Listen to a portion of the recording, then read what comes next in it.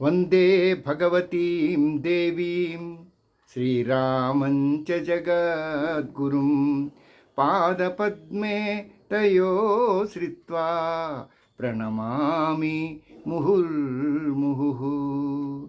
అస్మద్గురుభ్యో నమః.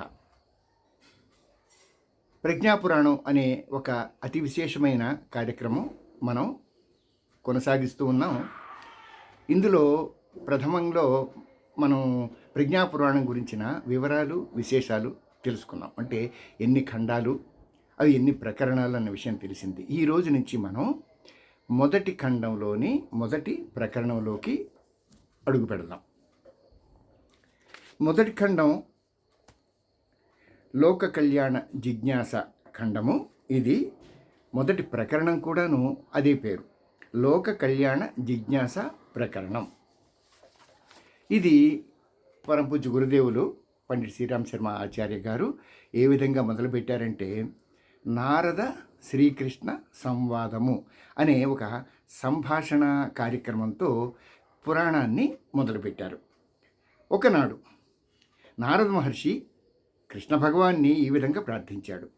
ఓ దేవా, ఈ కురీతియుక్త సమాజాన్ని నవనిర్మాణం కావించాలంటే ఏం చెయ్యాలి?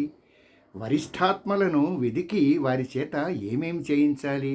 స్పష్టంగా సెలవివ్వు అని కోరిన నారద మహర్షిని కృష్ణ భగవానుడు మందస్మిత వదనారవిందంతో వీక్షిస్తూ ఇలా అన్నాడు. ఓ మహర్షి, ఒకసారి ఉత్తరాఖండం యొక్క హిమాచ్ఛాదితమైన అరణ్య భాగంలో పిప్పలాద మహర్షి యొక్క తత్వబోధలో 5 రోజులు ప్రజ్ఞా శిబిరం నిర్వహించబడింది. ఆ శిబిరంలో అష్టావక్రుడు, శ్వేతకేతు, శృంగి, ఉద్దాలకుడు, దూర్వాసుడు అను 5 జిజ్ఞాసువులు పాల్గొన్నారు. పిప్పలాద మహర్షి ఏ బ్రహ్మ విద్యాసారాన్ని వారి ముందు ఉంచడం జరిగిందో దానినే తిరిగి నీ ముందు ఉంచుతాను, ధ్యానమగ్నుడవై హృదయంలో నిలుపుకో అని ఆదేశిస్తాడు. అంటే ఈ విషయాన్ని మనం కూడాను ధ్యానమగ్నులమై హృదయంలో నిలుపుకోవాలనే నిర్దేశాన్ని మనకి గురుదేవులు అందించారు. ఏదైనా తథ్యం అంటే తప్పకుండా జరిగేది ఉందే, దాని యొక్క సమర్థన, ప్రతిపాదన ప్రత్యక్ష ఉదాహరణల ద్వారా చేయవలసి ఉంది. ఇది ఋషి ప్రణాళిక. ఆధ్యాత్మ విజ్ఞానపు వ్యవహారిక శిక్షణ యొక్క విస్తృత కార్యప్రణాళికను తెలుసుకోవాలని ఉత్సాహపడుతున్న నారద మహర్షికి కృష్ణ పరమాత్మ ఒక విశిష్ట ప్రజ్ఞా శిబిరాన్ని గుర్తు చేసి అక్కడ జరిగిన చర్చను విష్ణువు తన పరావాణి ద్వారా ప్రజ్ఞాపురాణం రూపంలో నారదునికి వినిపించి దానిని అగ్రదూతలకు, వరిష్టాత్మలకు, అటుపైన సర్వసాధారణులైన మానవాళికి కూడా అందించి వారిని ఆ జ్ఞాన ప్రకాశంలో ప్రకాశింపచేయు అని ఆదేశించాడు.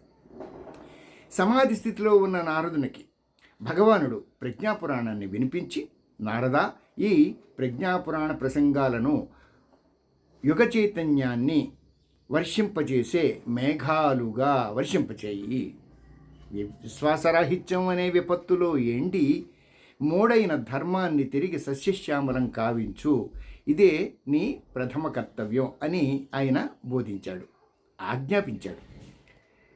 చైతన్యాన్ని జాగృతం చేసే భారాన్ని అవతారాలు, మహామానవులు, అగ్రదూతలు, జాగృతాత్మలు సునాయాసంగా నిర్వహించగలరు. వారు దిగిరావడంలోని ఉద్దేశమే ఇది. విశ్వాసరాహిత్యం యొక్క ఉద్భవస్థానం అంతఃకరణ కాబట్టి వీరు వ్యక్తి యొక్క అంతఃకరణలోనూ అలజడిని సృష్టిస్తారు. మరుభూమిగా మారిన అంతఃకరణలో సంవేదనలు సృష్టిస్తారు. ఆదర్శవంతమైన ఔన్నత్యం పట్ల సమర్పణ భావాన్ని మేల్కొల్పుతారు. అవతారాల యొక్క కార్యప్రణాళిక ఇదే. మరి యుగ పరివర్తన ప్రక్రియలో మున్ముందు జరగబోయే వాటికి మొదటి అడుగు ఇదేనంటూ భగవానుడు నారదునికి అదే కార్యభారాన్ని అందించాడు. లోక కళ్యాణకృత్ ధర్మధారణా సంప్రసారక ప్రతీయ యావరో మాన్యో దేవర్షి ఋషి సత్తమః అవ్యాహత గతిం ప్రాప గంతుం విష్ణుపదం సదా నారదో జ్ఞానచర్చార్థం స్థిత్వా వైకుంఠ సన్నిధౌ.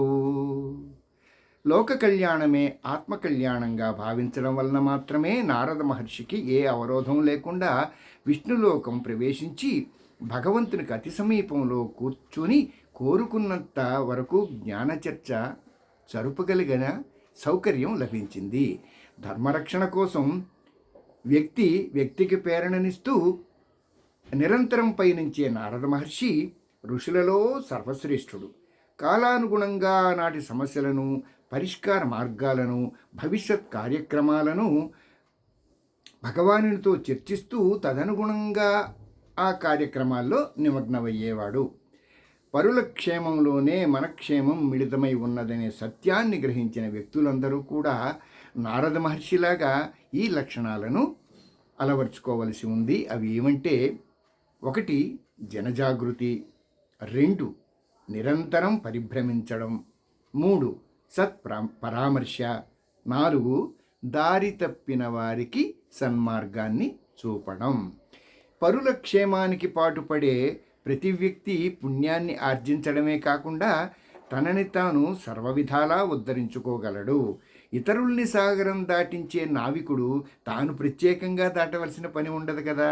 పరమార్థపరాయణులకు గౌరవ మర్యాదలకు కూడా కొరత ఉండదనే తెలిపే కొన్ని కథల్ని తెలుసుకుందాం అంటూ గురుదేవులు ఉదాహరణ కింద కొన్ని కథల్ని మనకి తెలియజేశారు. ఈ కథల సమాహారమే ప్రజ్ఞా పురాణము. కథ 1.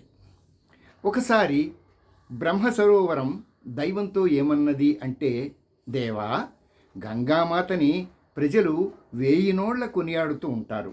ఆమె అందరి చేత అనేక విధాలుగా పూజలు కూడా అందుకుంటూ ఉంటుంది.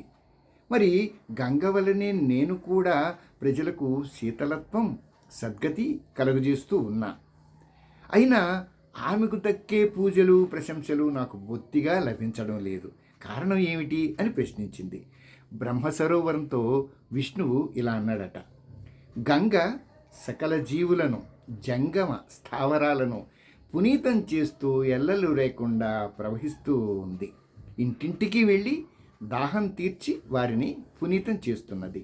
నీవా అలా కాదు, నీ దగ్గరకు వచ్చిన వారికి మాత్రమే నువ్వు సద్గతినిస్తున్నావు. అందుకే ఆమెకు దక్కిన పూజలు, ప్రశంసలు నీకు దక్కడం లేదు అంటాడు. విష్ణువు వాక్కు ద్వారా గంగ ఔన్నత్యాన్ని విన్న బ్రహ్మసరోవరం సిగ్గుతో తల వంచుకుందట. ఆ పైన ఆమె ఇటువంటి మనోవికారానికి ఇంకెన్నడూ కూడాను తావీయలేదు. 2వ కథ. పర్వత శిఖరం మీద నిలవై ఉన్న ఒక దేవీ ప్రతిమ ప్రతిరోజు తన ఎదురుగా ఉన్న కాలిబాటను చూసి జాలిపడుతూ, ఓ కాలిబాట, పాపం, నీవు ప్రతిరోజు నా వద్దకు వచ్చే భక్తుల భారాన్ని, కాలి దెబ్బలను భరిస్తూ చాలా కష్టపడతావు. నిన్ను చూస్తే జాలేస్తుంది అంటూ సానుభూతి చూపిస్తుందట. ఆ సానుభూతిని తిరస్కరిస్తూ కాలిబాట దేవి ప్రతిమను చూచి చిరునవ్వు నవ్వి, ఓ పూజ్యురాలా, భగవంతుని వద్దకు భక్తుని చేర్చడం అంటే అర్థం స్వయంగా తాను భగవంతుని చేరడమే కదమ్మా. నేను లేకుండా నీ వద్దకు నీ భక్తులను ఎవరు చేరుస్తారు? కాబట్టి నా బాధ్యత నాకు బరువు కాదు అని బదులు పలుకుతుంది. కాలిబాట యొక్క ఈ ఔన్నత్యం ముందు దేవీ ప్రతిమ శిరస్సు వంచుతుంది. కథ 3.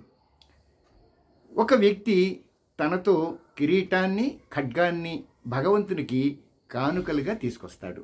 పైగా వాటిని దైవానికి ఏకాంతంలో సమర్పించాలనుకుంటాడు. కానీ దైవం దర్బారు ముందు నిలబడిన ద్వారపాలకులు అతన్ని వారిస్తూ, ఓహో సోదరుడా, దైవానికి నీ కానుకలు ఎందుకయ్యా? ఆయనే బ్రహ్మాండానికంతకు నాయకుడు కదా. కిరీటం దేనికి? ఖడ్గంతోనా? బొత్తిగా ఆయనకు పనే లేదు. ఆయన స్వయంగా జ్ఞానస్వరూపుడు. జ్ఞానంతోటే బంధనాలైన శత్రువుల్ని సంహరించి వేస్తాడు అంటూ ఉండగానే అటువైపుగా ఒక వృద్ధుడు వస్తూ పడిపోవడం ఈ వ్యక్తి చూస్తాడు. వడివడిగా వెళ్ళి ఆ వృద్ధుని రక్షించి సేద తీర్చి తిరిగి వస్తాడు. వచ్చి చూసేసరికి ద్వారపాలకులు వినయంగా పక్కకు తొలగి ప్రభుమందిర ప్రవేశానికి సునాయాసంగా దారి ఇస్తారు. సర్వం ఈయగల దైవానికి ఏవో కానికలు ఇవ్వడం కాక ఆయన సృష్టించిన అన్ని జీవులలోనూ ఆయన్ని దర్శించాలి అని ఈ కథ మనకు తెలియజేస్తుంది. దేవర్షి పరమ ప్రీత ప్రయచ్చ వినయాన్విత నేతుం జీవనచర్యాం వై సాధనామయతాం ప్రభో ప్రాప్తుం చ పరమం లక్ష్యం ఉపాయం సరళం పద సమావిష్ణో భవేద్యస్తు సామాన్యే జనజీవనే విహాయ స్వగృహం నైవ గంతుం వివశతా భవేత్ అసామాన్యజనార్హా చ తితీక్షా యత్ర నో తవ. దేవర్షి కృష్ణ భగవానికి నమస్కరించి ఇలా అన్నాడు, ఓ దేవా, జనమానస స్థాయిని బట్టి జనులను 2 వర్గాలుగా విభజించవలసి ఉన్నది. మొదటి స్థాయికి చెందిన వారు సంచిత సంస్కారాల వల్ల యోగ సాధనలు, తపస్సులు, అనుష్ఠానాలు, వ్రతదీక్షలు ఆచరిస్తూ బ్రహ్మ విద్యను సునాయాసంగా అవగాహన చేసుకోగలుగుతారు. తత్వదర్శనం, సాధన, తపశ్చర్య యొక్క మర్మాన్ని, అంతటి కఠోర పురుషార్థాన్ని ఆచరించగల పాత్రతను వీరు గత జన్మలో ఆర్జించిన సంస్కారాల కారణంగా కలిగి ఉంటారు. కానీ వీరి సంఖ్య చాలా తక్కువ. ఈ 2వ స్థాయిలో చెందిన వ్యక్తులు అధిక సంఖ్యలో ఉండి ఏదో విధంగా జీవితాలను ఈడుస్తూ విపత్తులు, కష్టాలను పరిష్కరించుకుంటూ సాధనా విజ్ఞానాన్ని గురించిన అవగాహన కూడా లేకుండా బ్రతికేస్తున్నారు. వీరు జీవితాలలో అమలుపరచగలిగినది, తపో సాధనలకై ఇల్లు వదిలి పోనక్కరలేనిది, జీవనచర్యనే సాధనామయం కావించుకొని పరమలక్ష్యాన్ని చేరుకోగల తరుణోపాయం ఏదైనా ఉంటే మార్గదర్శనం చేయండి అంటూ ప్రార్థిస్తాడు. దైవాన్ని నారదుడు అడిగిన ప్రశ్న సారగర్భితమైంది. సామాన్య జనులంతా భక్తి, వైరాగ్యం అంటే ఇల్లు ఆలుబిడ్డల్ని వదిలివేసి తపస్సుకై తపోవనాలకు పోవడమో, లేక భక్తి పేరిట బాధ్యతలు, కర్తవ్యాలను ఉపేక్షించి రామాయణ భాగవతాలను పఠిస్తూ పూజలు చేయడమో అని భావిస్తారు. కానీ ఈ ఉన్నత స్థాయికి చెందిన తపో సాధనకు మొదటి అడుగు జీవన సాధన అనే మర్మాన్ని గుర్తించరు. దైవం తమకు ప్రసాదించిన జీవితం ద్వారా చేసే సాధన మహోన్నతమైనది. తమకు లభించిన వృత్తి విద్యయే దైవ పూజగా భావించి నిజాయితీగా నిర్వర్తించడం కంటే గొప్పదైన ధార్మిక కర్మకాండ లేనే లేదు. దైవం ద్వారా ప్రసాదించబడిన జీవితం ద్వారా చేసే సాధన ప్రభుపరాయణ జీవితం యొక్క విధి విధానాలను అవగతం చేసుకోవడాన్ని, దాన్ని ఆచరణలో పెట్టడానికి మార్గాన్ని కోరుతూ దరఖాస్తు పెడుతుంది. రామాయణంలో కాకాభుచుండి గరుడునికి ఇదే విధమైన మార్గదర్శనం ఇవ్వడం జరిగింది. ఇకపైన ఈ మార్గదర్శనాన్ని గురించి తెలిపే కొన్ని కథలను రేపటి నుంచి తెలుసుకుందాం. స్వస్తి ప్రజాభ్య పరిపాలయంతాం న్యాయేన మార్గేణ మహీం మహిషా గోబ్రాహ్మణేభ్య శుభమస్తు నిత్యం. లోకా సమస్తా సుఖినో భవంతు. కాలే వర్షతు పర్జన్య పృథివీ సస్యశాలిని. దేశోయం క్షోభరహితం. బ్రాహ్మణాः సంతు నిర్భయా. ఓం లోకా సమస్తా సుఖినో భవంతు. లోకా సమస్తా సుఖినో భవంతు. లోకా సమస్తా సుఖినో భవంతు. సర్వే జనా సుఖినో భవంతు. సర్వే సన్మంగళాని సంతు. సర్వారిష్ట సుశాంతిర్భవతు. హరి ఓం. శ్రీ గురుభ్యో నమః. హరి ఓం.